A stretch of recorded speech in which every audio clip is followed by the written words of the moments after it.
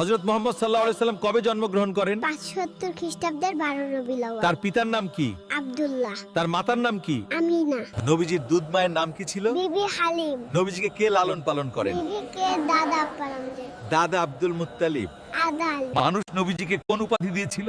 আল আমিন। কেন তাকে আল আমিন বলা হতো? আল আমিন বলতো তিনি অত্যন্ত সত্যবাদী। বিশ্বস্ত। নবীজির প্রথম স্ত্রী কে ছিলেন? খাদিজা। নবীজি কত বছর বয়সে খাদিজাকে বিবাহ করেন? 25 বছর বয়সে। প্রথম ওহী কোথায় নাজিল হয়? হেরা গুহায়। প্রথম ওহী কে নিয়ে আসেন? ফেরেশতা জিবরাইল। প্রথম ওহীর শব্দ কি ছিল? ইকরা। নবীজি প্রথমে কত বছর গোপনে দাওয়াত দিয়েছিলেন? 3 বছর। কুরাইশরা কেন নবীজির বিরোধিতা করত?